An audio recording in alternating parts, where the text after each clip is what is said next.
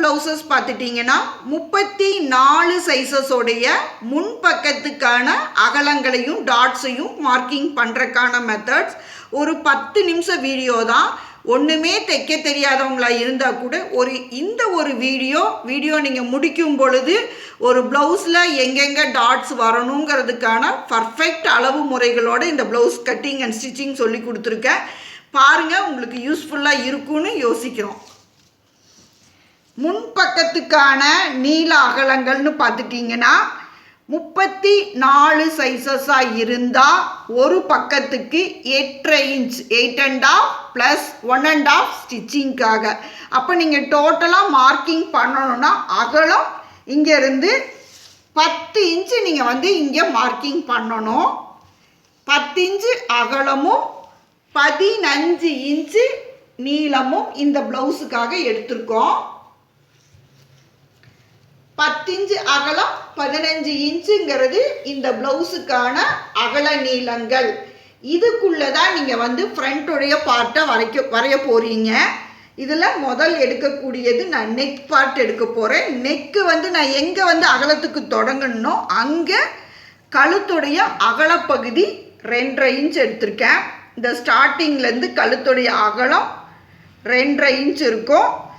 அந்த இடத்துல இருந்து கழுத்துக்கான நீளம் 6.5 இன்ச். இது ஒரு எல் ஷேப்பில் மார்க்கிங் பண்ணணும். கழுத்துடைய அகலத்தையும் கழுத்துடைய நீளத்தையும் முதல் ரவுண்டில் மார்க்கிங் பண்ணிக்கிங்க. முதல் ரவுண்டு பாடியுடைய மெஷர்மெண்ட் அகலங்கள். அந்த அகலங்களுக்குள்ள கழுத்துக்கான ஒரு பாக்ஸ். அப்போது ஒரு பெரிய லைனும் அதுக்குள்ளே ஒரு சின்ன லைனுங்கிற மாதிரி பண்ணுங்கள். இந்த எல் ஷேப்புக்குள்ளே தான் நீங்கள் இதுக்கான நெக்கை வடிவம் கொடுக்குற மாதிரி இருக்கணும். நெக் இந்த எல் ஷேப்புக்குள்ளே ஒரு ரவுண்ட் ஷேப் கொடுத்துக்குங்க. இது நெக்குக்கான கட்டிங் பேஸாக இருக்கும். இங்கே நம்ம கொடுத்துருக்கிற அகலம் 2.5 இன்ச்சு. கழுத்தோட பார்ட்டு 2.5 இன்ச்சு கழுத்தோடைய அகலமும் கழுத்துடைய நீளம் 6 இன்ச்சுங்கிற அளவில் இந்த கழுத்து பகுதி முடிஞ்சிச்சு.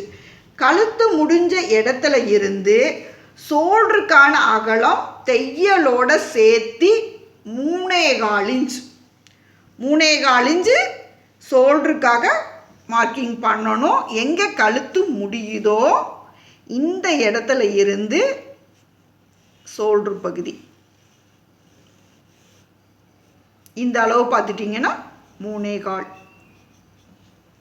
இங்கிருந்து ஆம்கோளுடைய நீளம் தையலோட சேர்த்து 6 இன்ச்சு மார்க்கிங் கொடுத்துருக்கேன்.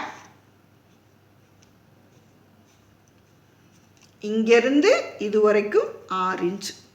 இப்போ இந்த இடத்துல தான் நீங்கள் பாடியுடைய ஒன் பார்ட்டை மார்க் பண்ணுவீங்க. முன்பகுதிக்கான ஜஸ்ட்டுக்கான அளவுகள் மார்க் பண்ணும் பொழுது இந்த இடத்துல தான் அந்த அகலத்தை மார்க் பண்ணணும். இது எவ்வளோன்னு பார்த்துட்டிங்கன்னா 9 இன்ச்சு வரும். 8.5 இன்ச்சு கூட ஒரு 1/2 இன்ச்சு சேர்த்துறீங்க. ப்ளஸ் தையலுக்கும் சேர்த்து இது வரைக்கும் நீங்கள் 10 இன்ச்சாக வச்சுக்குங்க. இதில் நான் ஏன் அந்த 9ன்னு சொல்கிறேன்னா, இப்போ நீங்கள் நார்மல் கட்டாக இருந்தால் கொஞ்சம் எக்ஸ்டெண்ட் பண்ணுங்கள். கிராஸ் கட்டிங்காக இருந்தால் 34 சைஸுக்கு 8.5 வைக்கலாம். இதே நீங்கள் நார்மல் கட்டாக பண்ணுறீங்கன்னா 9 இன்ச்சாக வைக்கிற மாதிரி இருக்கும். இந்த 1/2 இன்ச்சு வேரியேஷன் கிராஸ் கட்டிங்க்கும் ஸ்ட்ரெயிட் கட்டுக்கும் இடையில வேரியேஷன் வரும். அப்போ நீங்கள் இங்கே மார்க்கிங் கொடுக்கும் பொழுது இப்போ நம்ம இங்கே எவ்வளோ கொடுத்துருக்கோன்னா தையலோடு சேர்த்து 10 இன்ச்சு முடிச்சிருக்கோம். இங்கேருந்து இங்கே உங்களுக்கு 1 இன்ச் மார்க்கிங் கொடுக்குறோம்.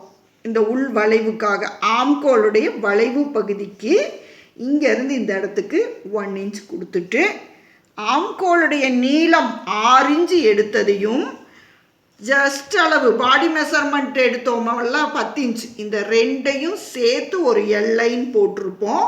இந்த எல்லில் இருந்து 1 இன்ச் இங்கே எடுத்து இந்த வளைவை நீங்கள் மார்க்கிங் பண்ணிட்டு வரணும். இப்படி கொண்டு இந்த இடத்தோட நிறுத்திடுங்க. இந்த இடம் ஆம்கோல் ரவுண்டாக இருக்கும். இதில் இருந்து கீழே நம்ம முடிகிற இடம் வரைக்கும் ஒரு ஸ்ட்ரெயிட் லைன் ஃபஸ்ட்டே போட்டிருக்கிற லைனோட முடிச்சுருங்க. இதுக்கு அடுத்து டாட்ஸ் அளவுகள் இந்த பகுதிக்குள்ளே எடுக்கிற மாதிரி இருக்கும். நீங்கள் இந்த முடிச்ச இடத்துல மறுபடியும் ஒரு ஃபுல் லைன்ஸ் ஒன்று மார்க்கிங் பண்ணிக்கிங்க.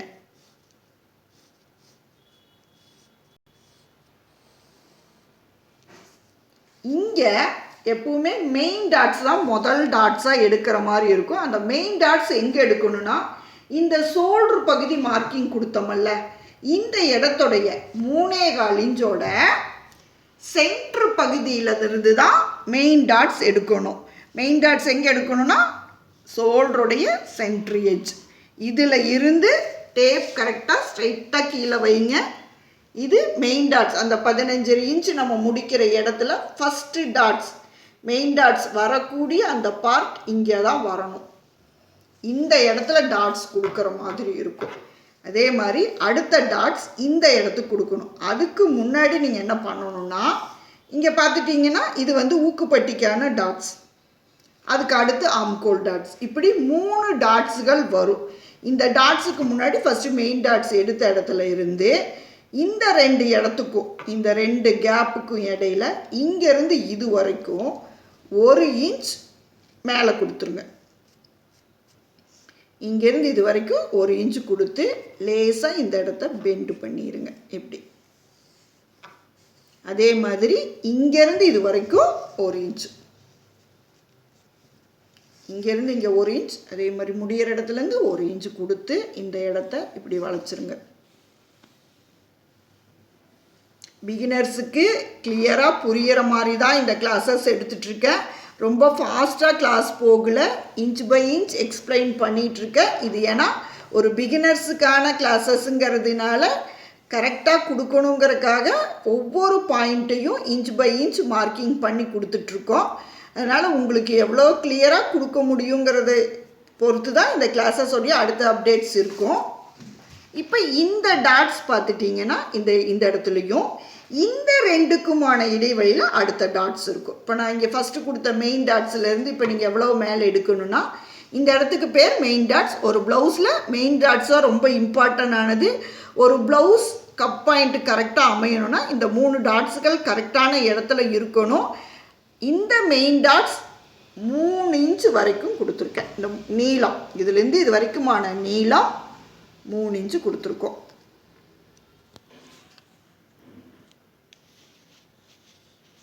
இங்கேருந்து இது வரைக்கும் 3 இன்ச்சு லென்த்து கொடுத்துருக்கோம். இங்கேருந்து இது வரைக்கும் இப்படி வச்சு 1 இன்ச்சு மார்க் பண்ணுங்கள்.